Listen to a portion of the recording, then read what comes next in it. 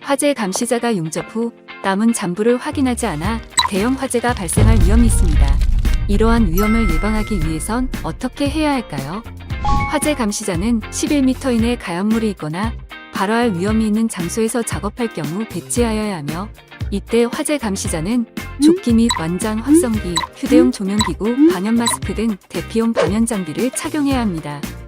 화재 발생 시 행동 가이드 사전 교육을 실시하여야 하며, 소화기의 압력 및 외관이 정상인지 확인해야 합니다. 작업 환경 내 인화성 물질을 제거하고 불티 방지포 설치 등 화재 위험 조치 상태를 확인해야 하며, 작업 종료 후 최소 30분 이상 잔불을 확인하세요. 화재가 발생한 경우 관리 감독자에게 화재 사실을 신속히 전달하세요. 작업 전 행동 가이드 및 비상대피로 사전 숙지. 현장 안전관리. 작업 종료 후 불씨 확인. 화재 발생 시 관리 감독자에게 상황 알림. 작업 전 함께 확인해 보세요. 중요한 것은 여러분의 안전입니다. 가연물이 여기저기 널려있는 현장에서의 화기 작업. 상상만 해도 아찔하죠. 정말 찰나의 방심이 수십 명의 목숨을 앗아갈 수 있는 대형 사고로 이어질 수 있습니다. 그래서 오늘은요, 법에서 딱 정해놓은 화재 위험 작업 7대 안전수칙을 하나씩 짚어보면서 여러분의 생명을 지킬 절대적인 방어 프로토콜, 이걸 한번 같이 완성해 보겠습니다. 자, 이거 하나는 확실히 하죠. 정말 눈 깜짝할 사이에 튀는 그 작은 불꽃 하나가요, 여러분과 동료들의 평생을 통째로 바꿔버릴 수 있는 그런 끔찍한 재앙의 시작이 될 수 있다는 겁니다. 화면의 이 질문에 네, 준비됐습니다 라고 자신있게 대답할 수 있도록 지금부터 바로 시작해 볼게요. 모든 안전의 시작이 뭔지 아세요? 바로 소통입니다. 여기가 위험하다.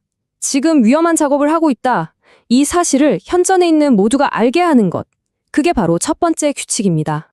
이 작업허 가서요, 그냥 뭐 서명만 딱 받고 주머니에 쓱 넣고만은 그런 종이 쪼가리가 절대 아닙니다. 어떤 작업을 몇 시부터 몇 시까지 또 어떤 안전조치를 하고 하는지 이걸 모두가 볼 수 있게 작업 구역 앞에 떡하니 붙여놔야 돼요. 이거 그냥 하면 좋다 수준의 권장사항이 아니에요. 법으로 정해진 의무고요. 동료들한테 여긴 지금 위험하니까 조심해 라고 보내는 가장 확실하고 강력한 신호인 셈이죠. 자, 이제 여기 위험해요 라고 모두에게 알렸죠? 그럼 이제 뭘 해야 할까요? 네, 바로 그 위험의 근원, 그러니까 불꽃 자체를 물리적으로 꽉 막아야 합니다. 어떻게 보면 여기가 제일 중요해요. 핵심 중에 핵심입니다. 이 숫자, 이건 그냥 머리에 아주 새겨 넣으셔야 합니다. 바로 11m. 어때요? 생각보다 엄청 멀죠? 우리가 보기엔 진짜 작은 그 용접 불티 하나가 무려 이만큼이나 날아갈 수 있다는 거예요. 그리고 이게 바로 우리가 어떤 일이 있어도 무조건 지켜야 하는 최소한의 안전 반경이 되는 겁니다. 그래서 이 11m를 지키기 위해서 딱 3가지, 이건 무조건 해야 합니다. 첫째, 11m 반경 안에 있는 거, 뭐 우레탄 폼, 스티로폼 같은 불붙기 쉬운 것들은요, 단 하나도 남김없이 싹 다 치워야 돼요. 둘째, 배관처럼 도저히 이건 옮길 수가 없다 하는 것들은 아주 빈틈없이 완벽하게 덮어줘야 하고요. 그리고 셋째, 바닥이나 벽에 있는 아주 작은 틈새 있죠? 그런 데까지 모조리 다 막아서 불티가 아예 숨어들 곳 자체를 없애버려야 합니다. 대충 마대자루 덮어놓고 작업하는 정신 나간 짓은 당장 집어치우십시오. 이야, 현장 베테랑의 정말 뼈 있는 한마디죠. 대충 임시방편으로 절대 안 됩니다. 그럼 여기서 말하는 제대로 된 장비는 대체 뭘까요?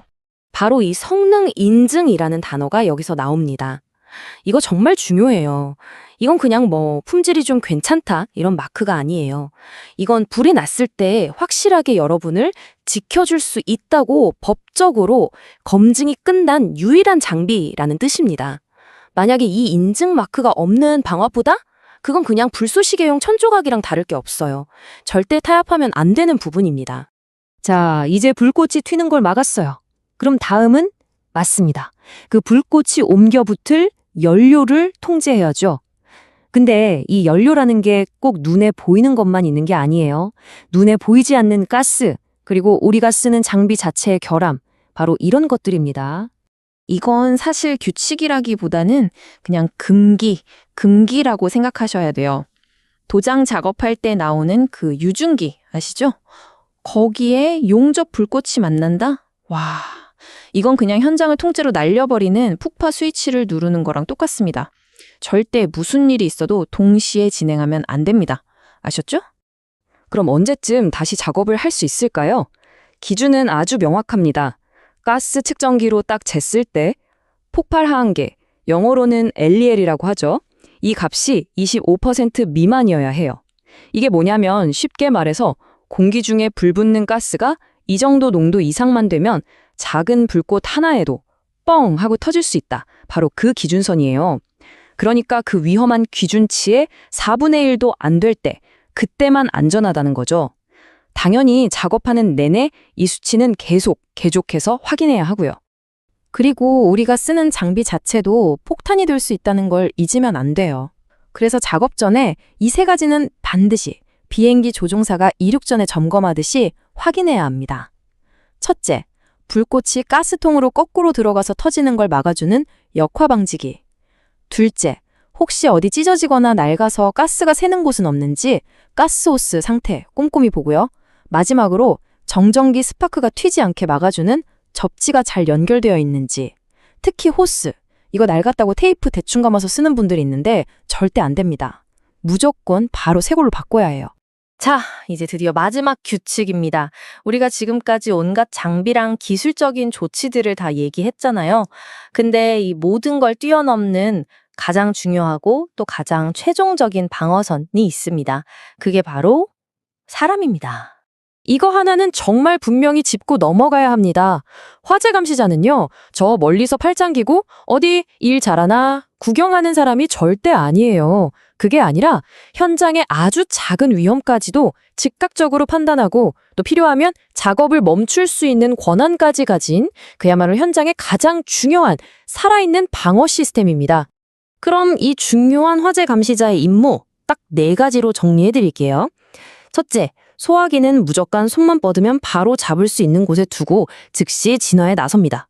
둘째, 뭔가 조금이라도 이상하다, 위험하다 싶으면 바로 작업 스톱을 외칠 수 있는 작업 중지권을 적극적으로 사용해야 하고요. 셋째, 이거 내가 잡을 수 있는 불이 아니다 싶으면 지체하지 말고 바로 경보를 울려서 모든 사람들을 대피시킵니다. 그리고 마지막으로 정말 중요한 임무, 작업이 다 끝났다고 바로 퇴근하는 게 아니에요. 최소 30분은 그 자리에 남아서 혹시 어디 숨어있는 불씨는 없는지 끝까지 확인하고 또 확인해야 합니다. 자, 그럼 지금까지 우리가 살펴본 규칙들을 하나의 완벽한 시스템, 실드 프로토콜로 딱 정리해 보겠습니다. 이게 바로 여러분과 동료들을 지키는 단단한 방패가 되는 거예요.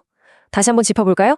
첫째, 위험하다는 걸 모두에게 알리고, 둘째, 11m 안전구역을 완벽하게 확보하고, 셋째, 성능 인증 받은 장비로 불티가 셀 틈을 원천 봉쇄하고, 넷째, 보이지 않는 가스, 그 연료를 측정해서 통제하고, 다섯째, 내 장비에 결함은 없는지 철저히 점검하고, 그리고 마지막으로 이 모든 과정을 매의 눈으로 지켜볼 화재 감시자에게 막강한 권한을 주는 것.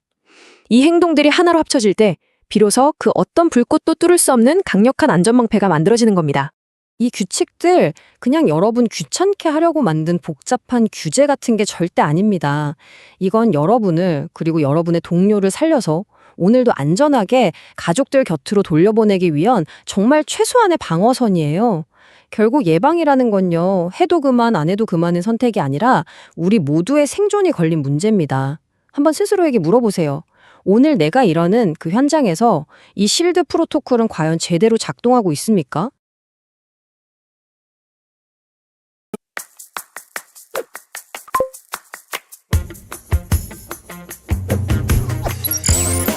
우리가 일하고 살아가는 치열한 산업 현장의 안전을 위해 온갖 정보를 검색해 알려드리는 조우종의 폭풍 검색. 안녕하세요. 서치맨 조우종입니다. 오늘은 작은 글씨로 빼곡하게 채운 신문 한 장을 프린트해 왔는데요. 지금 이 신문을 가득 메운 내용은 그냥 신문 기사가 아닙니다. 산업 현장에서 희생된 근로자들의 이름인데요. 이 많은 희생에 공통된 한 가지 사실은 일을 하다가 목숨을 잃었다는 겁니다. 이러한 사고를 예방하는 데 조금이나마 도움이 되고자 오늘도 역시 폭풍 검색을 통해 다양한 사고 사례와 그에 따른 예방 대책을 알려드리겠습니다. 조우종의 폭풍 검색 지금 출발합니다. 이번 시간에 다룰 주제는 바로 가연물이 있는 장소에서의 화재 위험 작업인데요. 가연물이란 불에 타기 쉬운 성질을 가진 물질을 말하죠. 이러한 물질이 있는 장소에서의 화재 위험 작업. 아무리 작은 묻이라도 큰 화재 사고로 이어질 수 있기 때문에 더욱 안전에 만전을 기해야겠죠. 지금 국가화재정보시스템 자료에 따르면 최근 5년간 공사장에서 용접불티에 의한 화재만도 1,823건이 발생했고요. 인명피해가 무려 288명이라고 하니까 그야말로 조심 또 조심해야겠습니다. 오늘 살펴볼 내용은 살짝 어려울 수 있지만 서치맨 조우종이 최대한 쉽게 한번 풀어내보도록 하겠습니다. 자, 앞서 말씀드린 것처럼 가연성 물질은 쉽게 말해서 잘 타는 물질이죠. 그렇죠. 댓글에서 이렇게 말씀 주신 것처럼 불에 잘 타는 물질, 예를 들어서 합성섬유나 합성수지 같은, 맞아요, 여러 물질이 가연물에 해당합니다. 그 외에도 이름만 들어도 불이 잘 붙을 것 같은 인화성 액체나 건설 현장에서 주로 많이 쓰는 단열재 아시죠? 단열재도 가연물입니다. 단열재는 열이 빠져나가거나 들어오지 않도록 차단하는 자재죠. 건물을 지을 때 필수적으로 사용되기 때문에 건설 현장 화재 사고에서 빼놓을 수 없는 주범. 그래서 특별히 조심해야 할 대표적 가연물로 손꼽힙니다. 그렇다면 화재 위험 작업은 어떤 작업을 말하는 건지, 그에 따른 화재 발생 원인은 무엇인지 궁금한데요. 네, 먼저 용접 맞고요. 이어서 말씀해 주신 이 금속을 가열해 절단하는 작업, 용어가 생각 안 난다고요? 용단 작업입니다. 용단 작업도 화재 위험 작업에 속하죠. 그리고 연삭 숫돌이라고 하는 단단하고 둥근 숫돌을 사용해서 건식으로 갈아내는 연마 작업도 화재 위험 작업 맞습니다. 이러한 화재 위험 작업 시에 발생하는 화재의 주요 원인, 가연물이 있는 곳에서 부주의하게 화기를 사용하거나 불티가 날아가서 가연물에 닿는 것을 막는 불티 비산 방지 조치 같은 기본적인 화재 예방 조치를 실시하지 않은 경우가 있고요. 또 화재 감시자를 배치해야 하는 작업임에도 배치하지 않았거나 화기를 사용하는 현장의 감독을 소홀히 하는 등 관리가 미흡해서 발생하는 경우도 있습니다. 자, 그럼 지금부터 본격적으로 건설 현장에서 주로 이뤄지는 용접이나 용단 작업으로 인한 화재의 위험성과 그에 따른 화재 예방 안전 대책을 알려드리겠습니다. 용접이나 용단 작업이 금속을 가열해 접합하거나 절단하는 작업인 만큼 1600도씨 이상의 매우 뜨거운 수천 개의 불티가 발생하게 되는데요. 이때 발생한 불티가 날아가 근처에 있는 가연물과 만나면 화재가 발생할 수 있습니다. 특히 용접, 용단 작업에서 발생한 불티가 현장에 있던 단열재와 만나면 쥐도 새도 모르게 화재를 일으킬 수 있어 더 위험한데요. 용접, 용단 작업에서 발생한 불티가 단열재 내부로 튀어들어가면 처음에는 충분한 산소가 없기 때문에 조용히 연기만 발생시키면서 타다가 그러다가 일정 시간 이후에 충분한 산소와 열이 쌓이면서 불꽃을 일으키는 화재로 확산되는 경우가 많기 때문입니다. 처음에 조용히 타들어가기 때문에 아무도 모르는 사이에 큰 화재로 번질 가능성이 큰 거죠. 자, 지금부터 보실 사고. 바로 용접 불티가 단열재 내부로 옮겨 붙으면서 발생한 화재입니다. 배관 용접 작업 중 발생한 불티가 천장의 마감재 속에 있던 우레탄 폼에 튀어들어가면서 화재가 발생했는데요. 이런 단열재 내부에 불티가 들어가게 되면 앞서 말씀드린 것처럼 소리 소문 없이 타들어가다가 갑자기 큰 화재로 이어지기 때문에 화재를 초기에 발견하기 힘든 경우가 많아서 더욱 큰 피해로 이어지게 된다고 합니다. 그리고 건축 중인 현장의 경우에는 스프링클러와 같은 소방시설이 없는 경우가 많죠. 그래서 소방차가 도착하기 전까지는 대책 없이 구경할 수밖에 없는 경우가 많다고 하네요. 정말 안타까운 일입니다. 이런 화재 사고 예방을 위해서는 불티가 튀지 않도록 불티 비산 방지 덮개를 설치하는 게 가장 중요하고요. 혹시 모를 화재를 대비해서 간이 소화시설, 간이 피난 유도선, 비상 경보 장치 설치가 필수입니다. 이어서 또 다른 사고입니다. 작업자가 유리탱크 상부에 있는 맨홀 접속관의 아래 부위를 용단 작업하던 중 그 불티가 유리탱크 내부로 튀면서 탱크 내부에 남아있던 유증기와 만나 폭발이 일어났는데요. 당시 작업자가 그 폭발의 충격으로 5.1m 높이의 천장에 부딪혔다 지상으로 떨어져 사망한 사고입니다.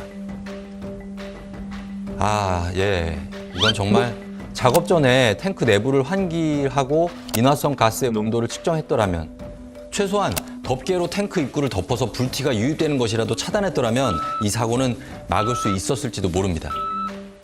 이렇게 해마다 반복되는 가연물이 있는 장소에서의 화재는 기본적인 안전수칙을 지키지 않아서 발생하는 경우가 많은데요.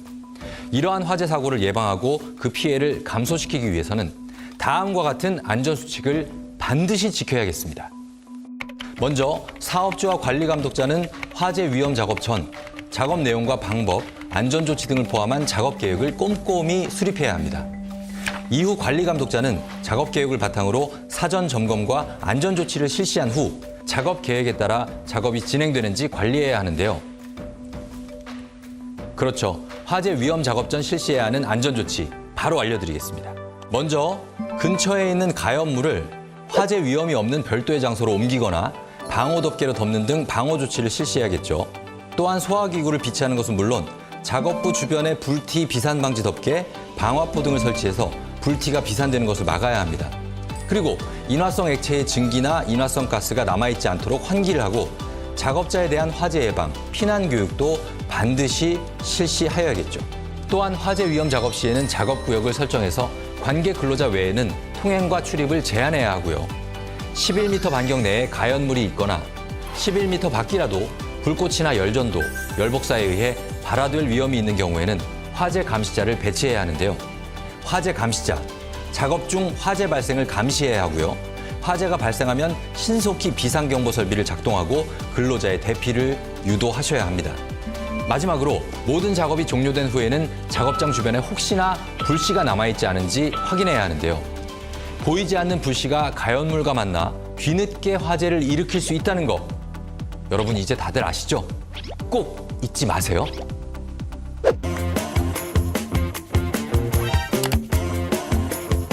순식간에 타올라 수많은 근로자의 목숨을 단숨에 앗아가버리는 화재 사고. 작업 전 사전 점검 및 안전조치, 작업 시 안전수칙 준수, 작업 종료 후에도 남은 불씨를 확인 또 확인 반드시 명심해야 하겠습니다. 대한민국의 안전사고가 모두 없어지는 그날까지 서치맨 조우종의 폭풍 검색은 계속 이어집니다.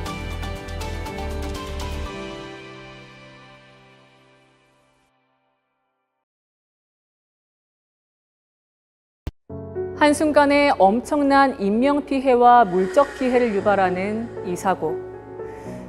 현장 작업 종류를 가리지 않고 발생하는 이 사고에 대해 알아보겠습니다. 이 사고는 가을 전남 여수의 한 사업장에서 발생했습니다. 그때 박 씨한테 드럼통 상부를 산소 용접기로 절단해달라고 했었거든요. 지시를 받은 박 씨는 공장 구석에서 드럼통을 하나 찾아 잔여물이 없는지 기울여서 확인을 했습니다. 그때 제가 같이 옆에 있었거든요. 박 씨가 빈 게 맞는지 드럼통을 이렇게 기울여서 확인했는데 아무것도 흘러나오는 게 없었어요. 확인을 마친 박 씨는 드럼통 상단에 용접기를 가져다 댔습니다. 그 순간